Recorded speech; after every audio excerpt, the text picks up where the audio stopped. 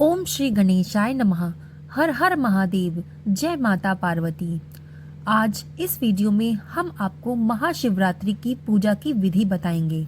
इस साल 2025 में महाशिवरात्रि का पर्व 26 फरवरी दिन बुधवार को मनाया जा रहा है। शास्त्रों के अनुसार त्रिदेवों में से एक हैं भगवान शंकर।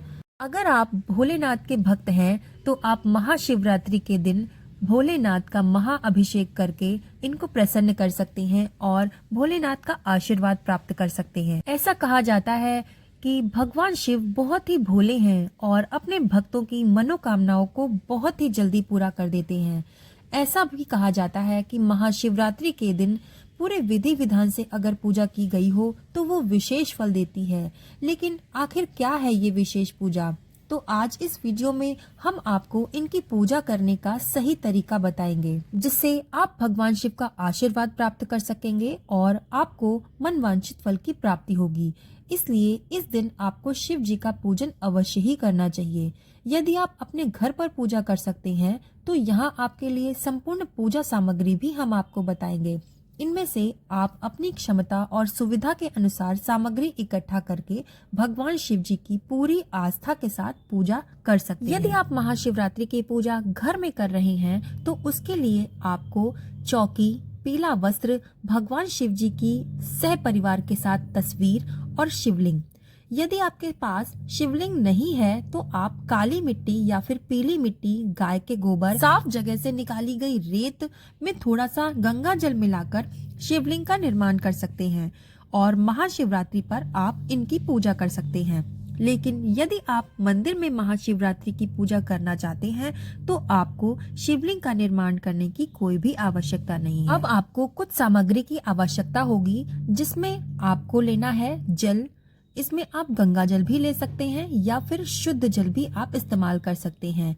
गाय का कच्चा दूध, गुलाब जल, पुष्प पत्र, आक के फूल, माला, बेल पत्र, धतूरा का फल, शमी के पत्ते, लाल पीले फूल जिसमें आप गुड़हल, गुलाब, गेंदा आदि के फूल का इस्तेमाल कर सकते हैं। आप सफेद फूल जैसे कनेर, धतूरा, चमेली आदि के फूल का भी इस्तेमाल कर सकते हैं। आम या फिर अशोक के पत्ते, अष्टदल, कुशा, आम, गेहूं और जौ की बालियां, हरा चना या हरे चने की डालियां, भांग, धतूरा, पान जो कि मुख शुद्धि के लिए है। इन चीजों की आवश्यकता आपको पूजा में पड़ेगी। आपको ध्यान रखना है कि आप इस दिन केतकी के फूलों को भगवान शिव पर ना चढ़ाएं, क्योंकि केतकी के फूल भगवान शिव को अप्रिय होते हैं। इसके अलावा आप कंदमूल फल, बेर, कोई भी ऋतु का फल, जैसे इस ऋतु में आपको संतरा, अनार, केला, सेब आदि मिल जाएगा तो आप वो भी मौसमी फल का भी प्रयोग कर सकते हैं।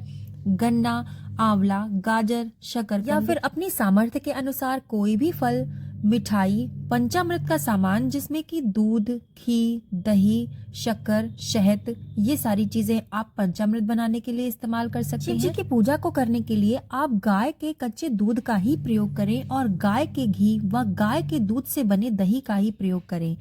परंतु अगर ऐसा संभव नहीं है तो उसके लिए आप भैंस का भी दूध, घी, दही प्रयोग कर सकते हैं। इसके अलावा आपको चाहिए नारियल, पंचमेवा।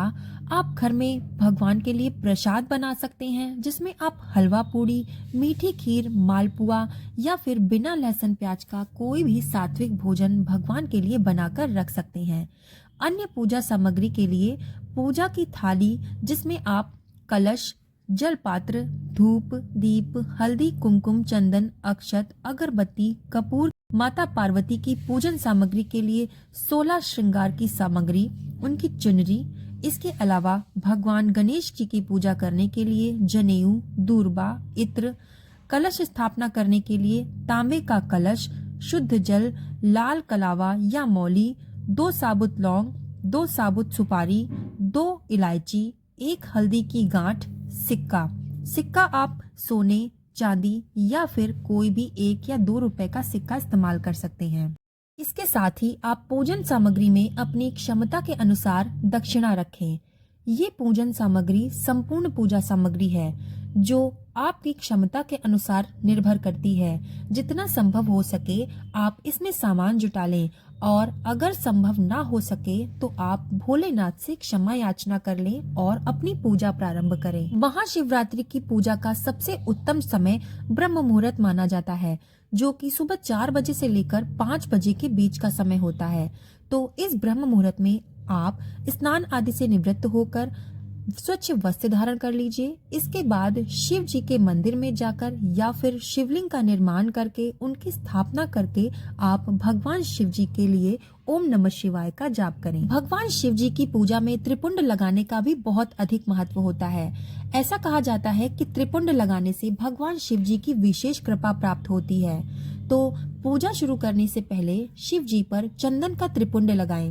इसके लिए तीनों उंगलियों पर चंदन लगाएं और फिर शिवलिंग पर बाईं से दाईं ओर त्रिपुंड लगाएं।